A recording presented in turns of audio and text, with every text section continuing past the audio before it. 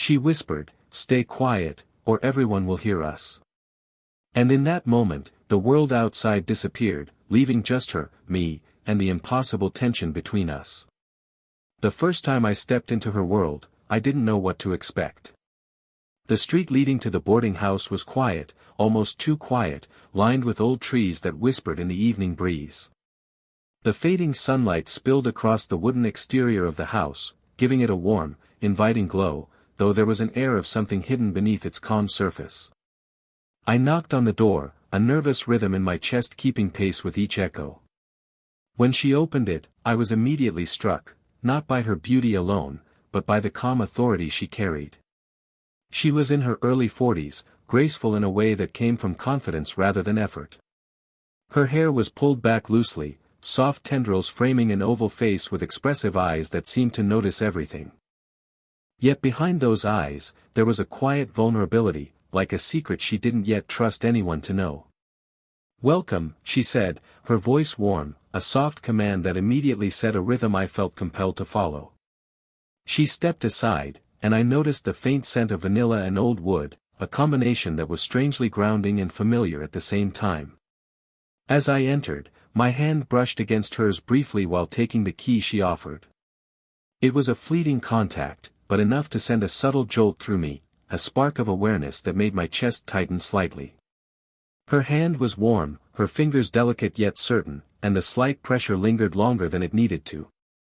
I quickly pulled back, but the moment left an echo in the air, a hint of the tension that would follow. She gave me a tour of the house, explaining the quiet rules and how she liked things arranged.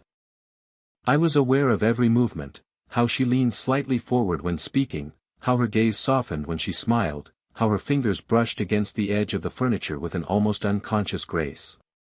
Each detail etched itself into my memory, leaving me more captivated than I expected. By the time she handed me my room key, I realized this wasn't just a place to stay, it was a place where something unspoken lingered between us. I couldn't pinpoint exactly what it was yet, only that her presence pulled at me in ways I wasn't ready to define. That first moment, brief as it was, set the stage for everything to come, a slow, quiet unraveling of emotions that neither of us could ignore. And as the door clicked shut behind me that evening, I felt it, a subtle, unshakable pull toward her, the start of a connection I knew would demand patience, restraint, and a willingness to notice every unspoken signal she gave. Living in her house was like stepping into a world that ran on a rhythm completely different from my own. She had a way of moving through the rooms that made everything feel purposeful yet effortless, as if she belonged to the space in a way I only wished I could. That evening, after I'd settled my belongings, she invited me to sit with her in the living room. The room smelled faintly of polished wood and her perfume, a warm, subtle aroma that made the space feel intimate without being intrusive. Her eyes met mine, calm but assessing, as she began to explain the rules. "Quiet hours start at 10, she said softly, almost as if sharing a secret. "Not because I'm strict, but because this house has a rhythm. If one of us disturbs it, everything shifts." Her tone was firm, yet gentle, a combination that made me want to obey, not out of fear, but out of respect. As she spoke, I noticed the way she moved around the room, leaning slightly over a table to straighten a cushion, tucking a stray strand of hair behind her ear. Each motion felt deliberate yet natural, and I couldn't help but follow her every gesture with my eyes, memorizing the graceful way she inhabited her space. There was a closeness to the way she spoke, a subtle intimacy in the rhythm of our conversation. When she handed me a cup of tea, our fingers brushed again, just enough to send a quiet spark up my arm, a reminder that proximity could carry more weight than words. I tried to keep my focus on the conversation, but her presence was magnetic. Every laugh, every pause, every slight tilt of her head pulled me deeper into noticing her, not just her beauty, but the quiet power of her confidence, the softness of her vulnerability. There was a tension between us, unspoken yet undeniable, as if the air itself held its breath every time we moved closer. She shared small details about the house, about herself, in a way that invited trust. And I realized, in the quiet intimacy of her home, that closeness could exist without grand gestures or confessions. It could be a shared glance, a subtle touch, a moment where our hands passed near each other over a countertop, and neither of us moved away. By the time the conversation ended, I understood something profound. This wasn't just a set of rules, it was an unspoken code for connection. To be present here was to notice, to care, to move carefully in a space where intimacy was measured in moments rather than words. And in that space, I felt the first real stirrings of something I wasn't ready to name, yet couldn't ignore. It started with something small, almost mundane, a cup of tea tipped over while I tried to set it on the edge of the counter. The liquid spilled slowly, leaving a thin line across the wood, and in that instant, our world narrowed to the task of cleaning it up. She bent beside me, her hand brushing against mine as we reached for the same towel. The touch was brief, yet the warmth lingered, sending a quiet pulse through me. I caught myself glancing at her, noticing the delicate curve of her neck, the soft light catching the strands of hair that had escaped her loose bun. "Careful," she said softly, her voice calm but carrying a hint of amusement. She didn't pull away, didn't recoil from the closeness. Instead, there was a pause, a space between words, heavy with something unsaid. I realized I was holding my breath, aware of the nearness of her body, the faint scent of her perfume that clung in the air, almost intoxicating. Accidents like these became small rituals. A dropped key, a slightly misplaced book, or a chair that needed moving, each moment offered the same accidental intimacy.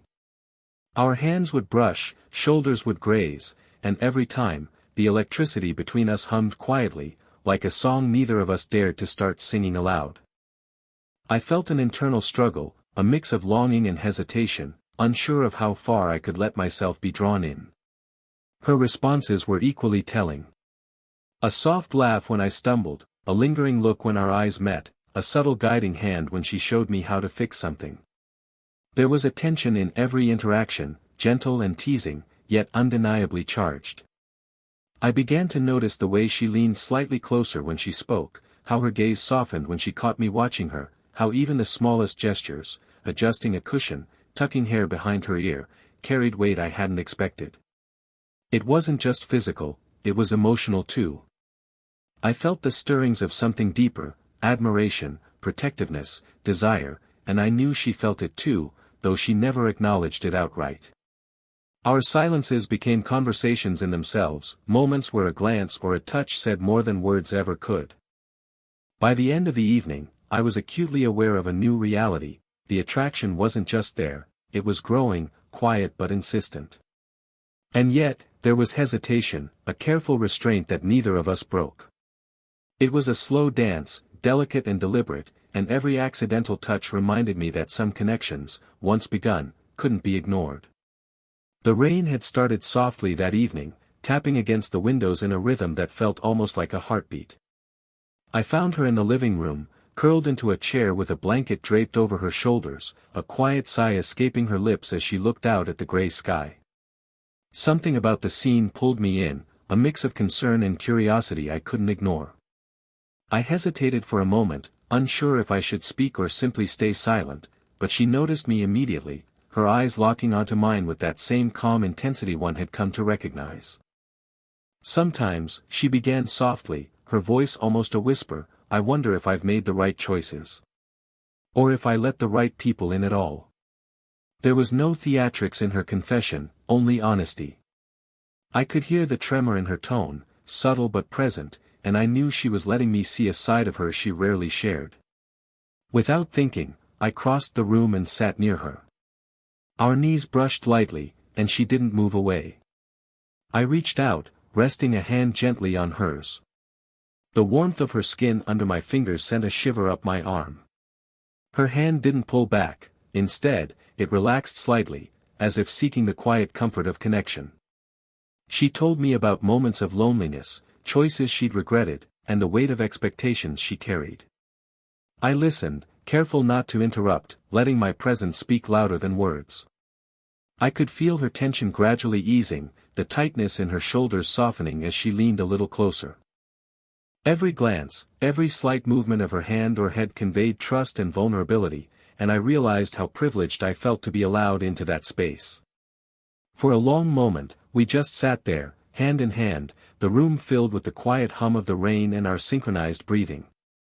I noticed the subtle shift in her posture, the way her head tilted slightly toward me, how her eyes softened when she looked at me. There was no need for declarations or confessions of love, the intimacy between us had grown through silence, touch, and shared understanding. When she finally let out a small laugh, a hint of relief in her expression, I felt a rush of warmth and protectiveness. It was a moment that could have been ordinary for anyone else, but for us, it was a turning point. I realized that emotional intimacy could be as intoxicating as physical closeness, and in her quiet vulnerability, I felt the first true pull of something deeper, trust, admiration, and a longing that went beyond mere attraction. That night, as I left the room, I carried with me the memory of her hand in mine, the softness of her gaze, and the quiet acknowledgement that something profound was beginning to bloom, slowly, carefully, and irresistibly. It was late, the house bathed in the soft glow of lamps that threw long shadows across the walls. I had been helping her organize some papers in the study, a simple task, but one that seemed to draw us inexplicably closer. The quiet between us wasn't empty, it hummed with anticipation, every small movement amplified by the stillness of the room. I reached for a stack of files at the same time she did, and our hands brushed. A spark shot through me, unexpected and electric. She didn't pull back immediately, and our eyes met. For a heartbeat, it felt like time had slowed, the air itself charged with something unspoken. She leaned slightly closer, her warm presence pressing gently against my arm, and whispered softly, "Stay quiet, or everyone will hear us." Her words, meant to be a caution, carried a weight I wasn't prepared for. The timbre of her voice brushed against my skin like a delicate caress, intimate yet restrained. My heart raced, not just from proximity, but from the thrill of shared secrecy. The space between us was small, charged with a tension that neither of us acknowledged aloud.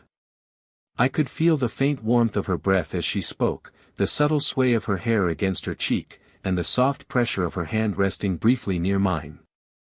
It was a moment suspended between restraint and desire, and I knew that a single movement could tip the balance entirely.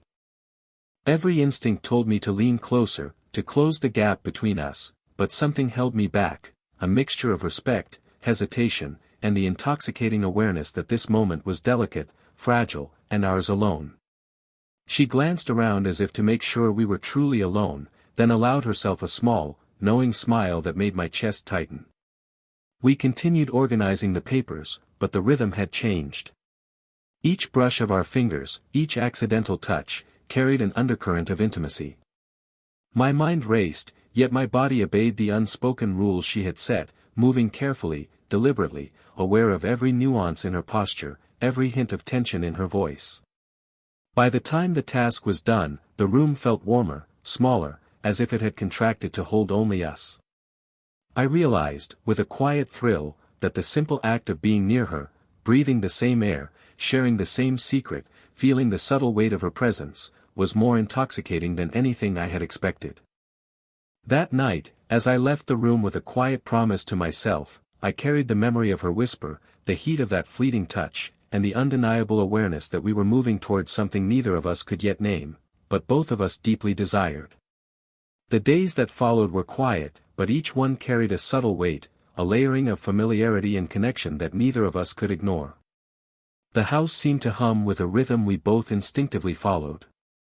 Mornings began with soft greetings and shared tasks, evenings ended with the comfort of sitting close, and in between, the smallest gestures became the language of our growing bond. I noticed her habits more than ever. The way she brewed her tea, measuring each leaf with deliberate care, inhaling the aroma before pouring it into the cup. The way she hummed softly when folding laundry, fingers deftly smoothing out wrinkles, her eyes glancing up occasionally to catch mine with a fleeting smile. Even when she was occupied with mundane tasks, there was an elegance and warmth to her movements that made the ordinary feel intimate.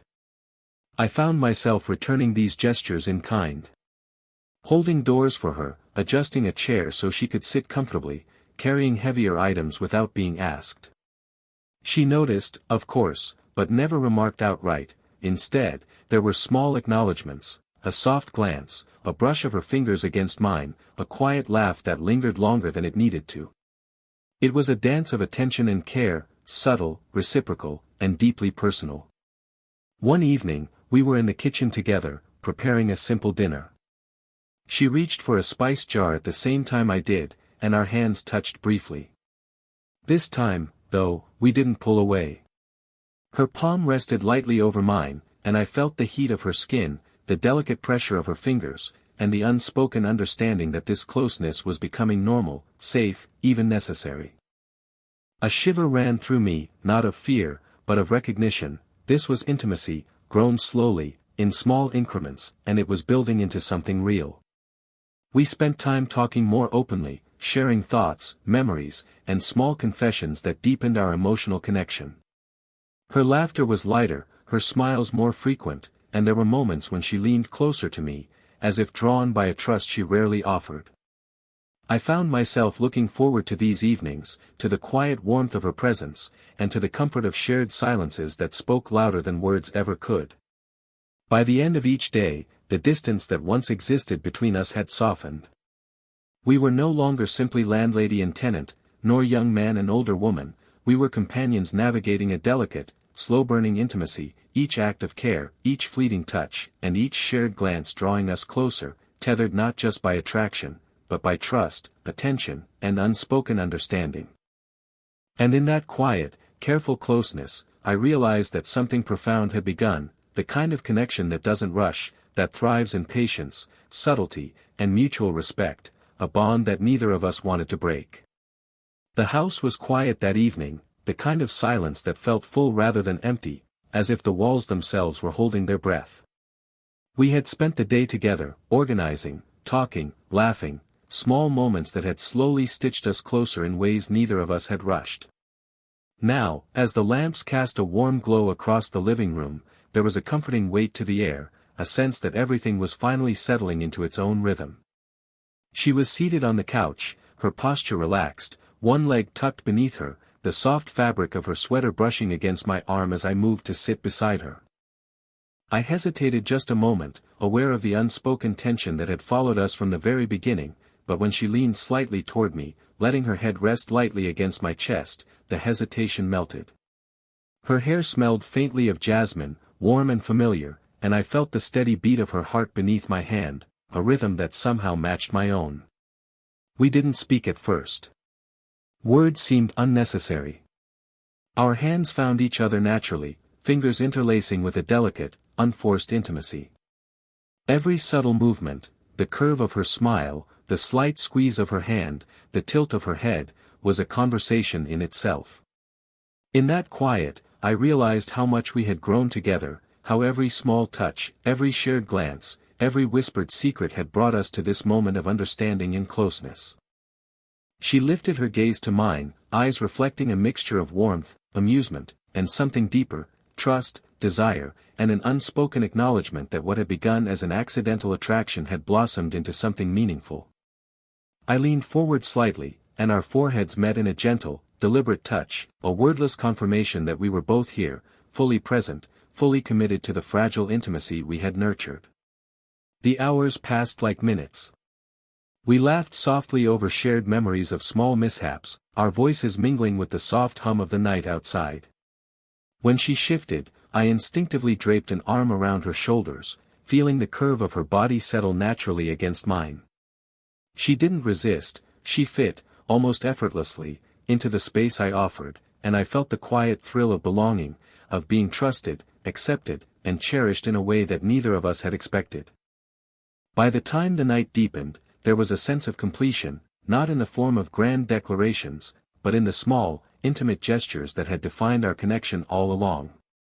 Our hands remained entwined, our bodies close, and I knew, without a doubt, that what we had was rare and precious, a love born of patience, respect, and the slow-burning heat of shared vulnerability. As I finally rose to leave, she whispered softly, almost to herself, "I'm glad you're here."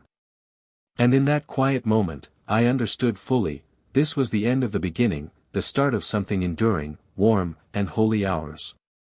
If this slow burn, age gap romance kept your heart racing, make sure to hit like, subscribe, and turn on notifications, there's so much more love, tension, and quiet moments waiting in our next story. Don't miss it.